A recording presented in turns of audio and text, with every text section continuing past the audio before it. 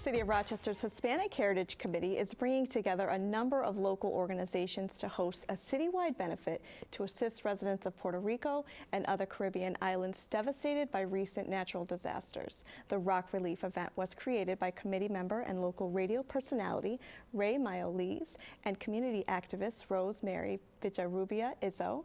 They join us now today, along with Jim Love, Executive Director of the Greater Rochester chapter of the American Red Cross, a key partner in this collaborative effort. Thank you guys for joining us today. Thank you for having us, Deanna. You guys have been, the three of you, very busy these past days and weeks, and I appreciate you coming on. Ray, how did you and Rosemary come up with this idea? Well, it started out, as you know, I'm a radio personality in the morning on Puerto 97.1, and we've been the ones trying to keep residents calm and give them the information, keeping them engaged. And there was a lot of asks for, let's do something. Ray, you have to do something. We have to do something. We have to do something. And I know quite a few people in the Latino community, especially those in managing positions and executive positions. And I've talked to Rosemary, and I've talked to a bunch of others, and then the connections just started to fall into place.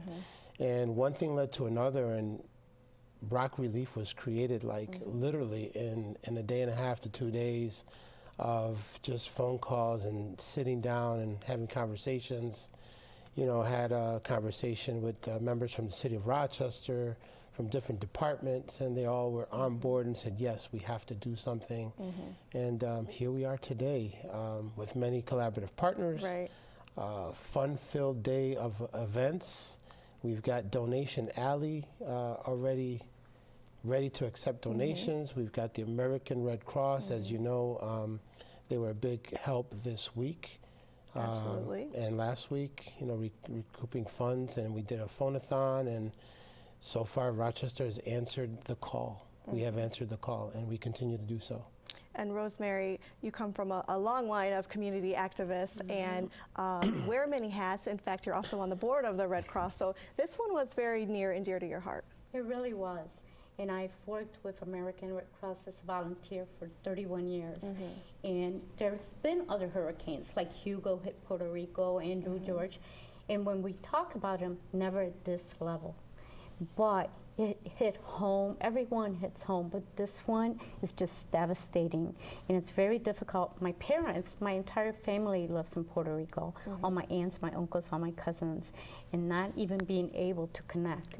Like I tell them, you know, I already know family members that have communicated to me that have lost absolutely everything.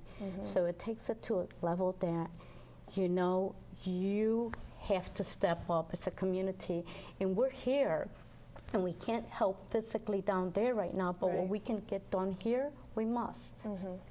And Jim, what are some of the most pressing concerns right now in Puerto Rico? So obviously communication is a big problem right now. You know, communications for most of the island are cut off right now. I just found out this morning that the American Red Cross has set up satellite phones right now to help family members reach folks here in the United States. So we're currently putting that together right now.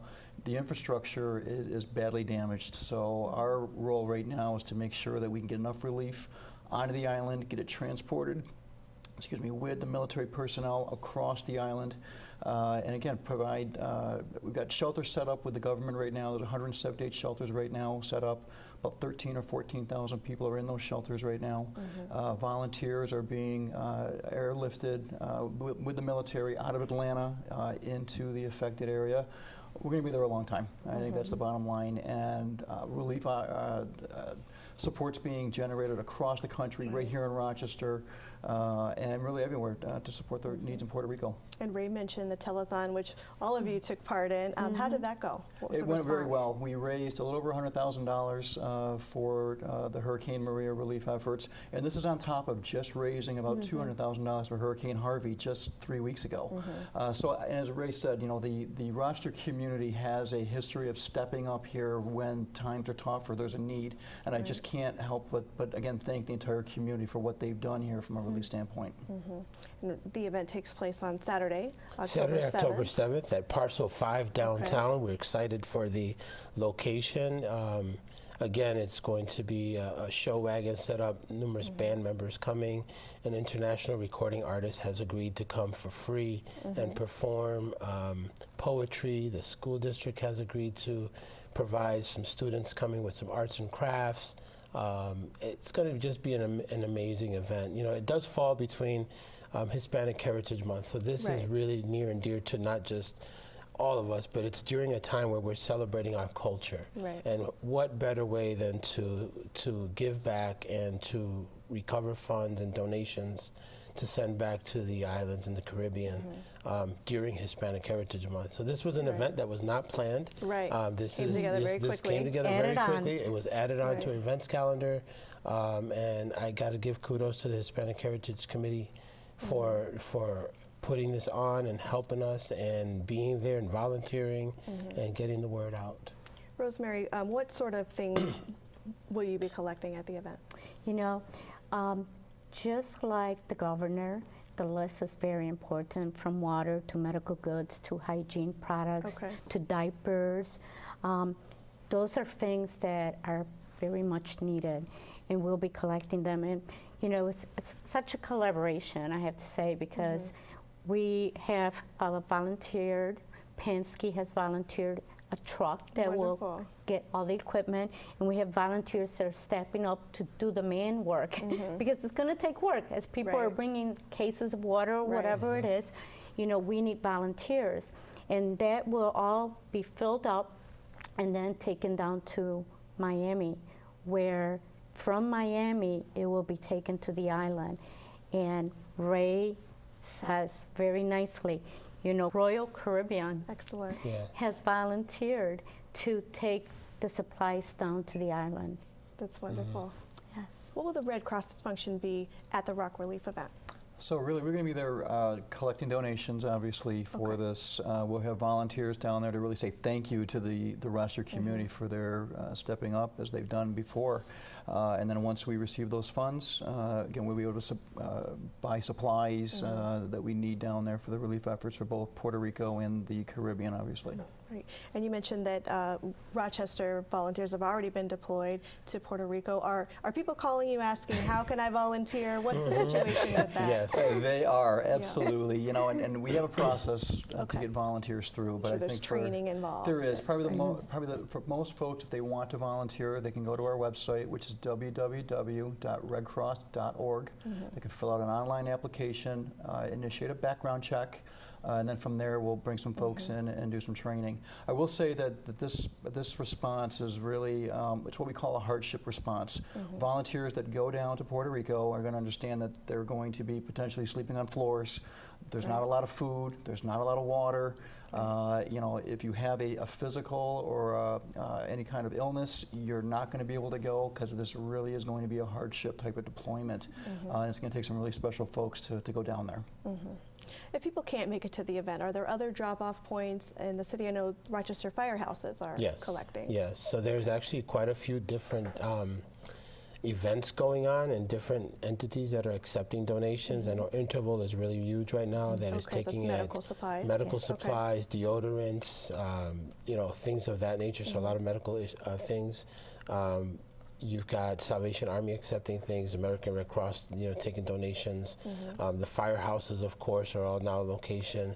101 Mobility, which does medical, like wheelchairs and things like that, medical equipment. Any donations for medical equipment going there, they're actually taking stuff to Puerto Rico themselves.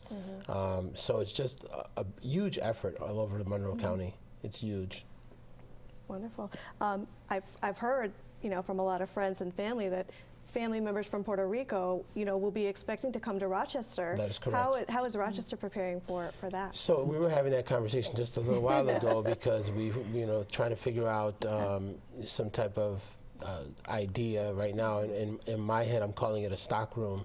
But basically, I got a call this morning from a woman in Brockport that says, I have a suitcase full of sundresses that I would like to get to the island. And I'm thinking, well, we've got an influx of Latinos or people that are affected by the hurricane that are going to end up relocating here. Okay. And those Hold on families to are it. going to need some of these Right. toiletries and all these donations that we've got, clothes and all those things.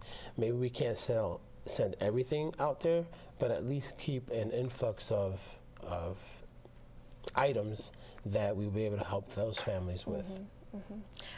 Jim, how about blood donations? Is that something that the Red That's a good Cross question. is working on right Yeah, now? so we are actually. Today we just sent 6,600 units on a plane this morning to Puerto Rico. Okay. Many of the hospitals right now are just out of commission. Out of the 121 hospitals, 34 are functioning right now in Puerto Rico.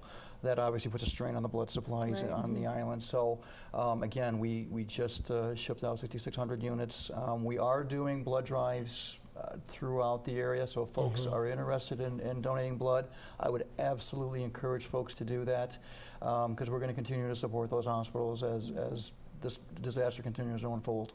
Excellent.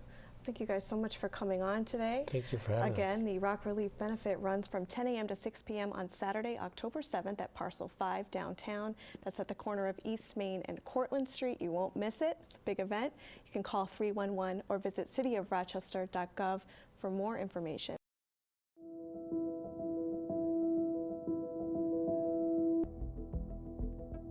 And we really need to mobilize, and we need to get our federal representatives to focus on getting the help they need. They're not going to be able to repair it on their own.